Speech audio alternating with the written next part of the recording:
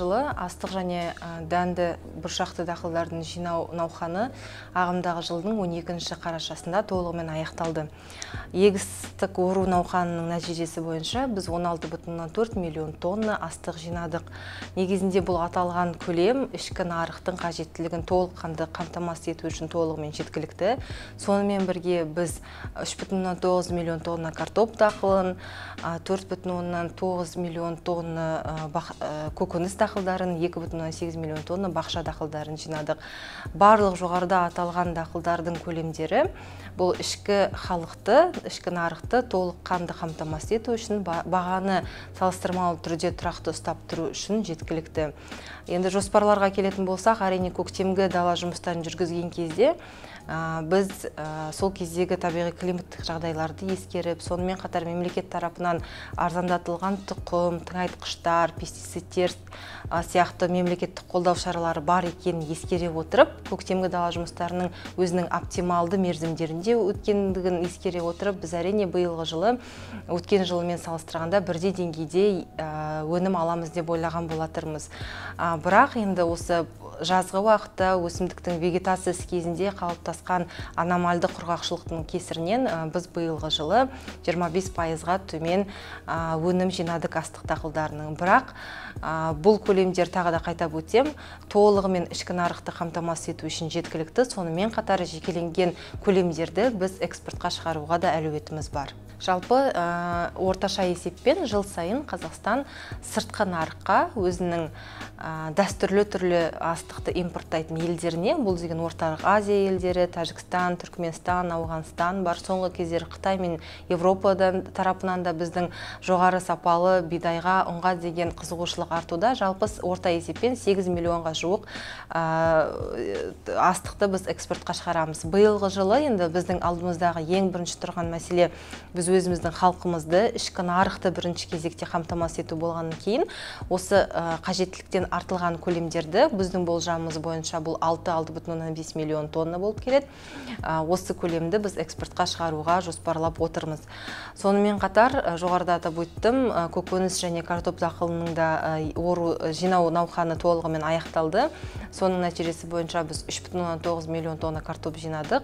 2020 жылдың қорытындысы бойынша біз нақты түрде 3,7 миллион тонна картопты тұтынғанбыз. Соның ескере отырып, біздің экспорттық потенциалымыз 200 мың тонна құрайды. Бірақ жылдың басынан бастап біз 160 мыңға жуық тонна картопты экспортқа шығарып үлгердік. Соны ескере отырып, сонымен қатар сыртқы нарықта біздің картопқа деген сұраныстың күрт артуына байланысты, бұл жерде Ресейді айта кету керек. Биыл олар 8%-ға төмен өнім алды картоп бойынша. Сонымен қатар Өзбекстан жаңағы импорт кезіндегі салықты олар жаңағыдай жойып, қазір оларда 0%-ді құрайды. Сондықтан да олар қазір барлығы сыртқы нарықтан картопты өзіне сатып алуға жаңағыдай ойланып отыр, және де ол бойынша сатып алып жатыр да. Сондықтан да осы ішкі нарықта қандай да бір қажеттіліктің туындап қалмас үшін, көптеген көлемдер сыртқы нарыққа кетіп қалмас үшін бірінші кезекте біз өз халқымызды азық-түлікпен қамтамасыз ету үшін осы комиссияға шығарып, үкімет деңгейінде осы алдымыздағы 3 айға картоп дақылының экспортын тоқтатуға шешім қабылдады. Қазіргі кезде сәйкесінше сол жаңағы бұйрық жобасы жаңағыдай дайын болды. Бизнес өкілдерімен, атамекенмен келісу процесін өтіп жатыр. Ағымдағы жылғы 20 қарашадағы жағдай бойынша жалпы осы лицензияланған астық сақтау кәсіпорындарына 4,8 миллион тонна астық сақтауға тапсырылды. Оның 90%-ы бұл бірінші, үшінші сыныпқа жататын жоғары сапалы бидай. Яғни өткен жылы бұл көрсеткіш 80% болған болса, биылғы астықтың жоғары сапалығына байланысты бұл көрсеткіш 10%-ға жоғары болып отыр. Сонымен қатар бір айта кететін жайт, осы екінші және үшінші сыныпты бидайдың, соның ішінде 28 және одан жоғары пайыздық клейковинасы бар, жасұнығы бар бидайдың көлемі 60% құрап тұр. Бұл дегеніміз біздің өндірген бидайымыздың жоғарғы сапасын айтады. Сонымен қатар қазіргі әлемдік нарықта көп сұранысқа ие сапалы бидайдың біздің көп көлемде өндіргеніміз туралы айтады. Негізінен осы ауыл шаруашылығы дақылдарының өнімділігі болсын, оның егіс алқаптарының көлемі болсын, қандай да бір осы статистикалық мәліметтерді ұлттық статистика бюросы жинауды жүзеге асырады. Енді осы тарапта біз ұлттық статистика бюросымен өте тығыз жұмыс жасаймыз. Бұл ең алдымен әрине бюромен жиналатын ақпараттың біздерге қажеттілігінің көрінісі деп ойлаймын. Себебі біздер өзіміз ішкі нарықтағы сұраныс пен ұсынысты жалпы қаншалықты іште осы азық-түлік қорының бар екенін анықтау үшін әрдайым осы бюроның ақпаратын пайдаланамыз жұмыс барысында. Енді осы бюроның ақпараты бойынша барлық осы статистикалық мәліметтерді жинау процесі бұл толығымен автоматтандырылған. Бүгінгі күнде е-статистика деп аталатын арнайы базада жүзеге асырылады.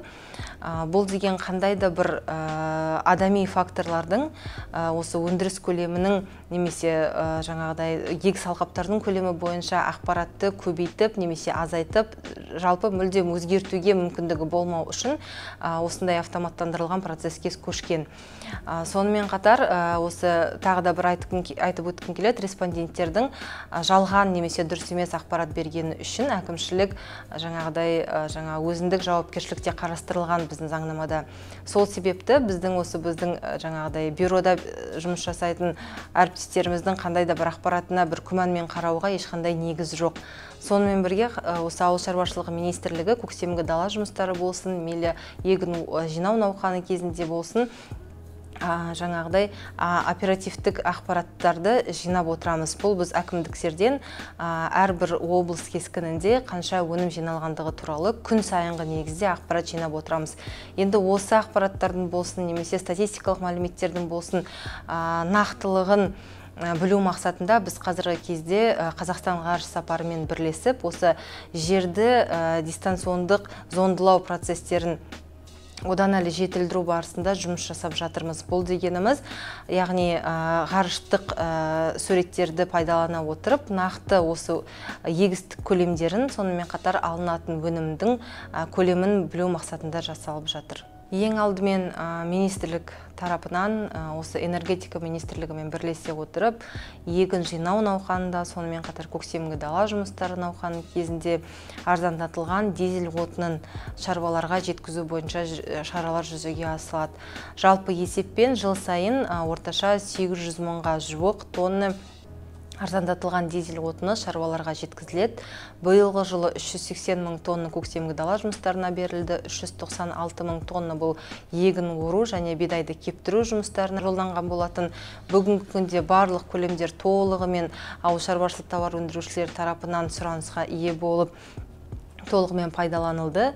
Сонымен қатар осы егін ору науқанында мемлекеттік қолдау тарапының қатарына ауыл шаруашылығы техникасында субсидиялау табылады, яғни инвестициялық субсидиялау шеңберінде біз ауыл шаруашылығы техникасының 25%-ын субсидиялаймыз.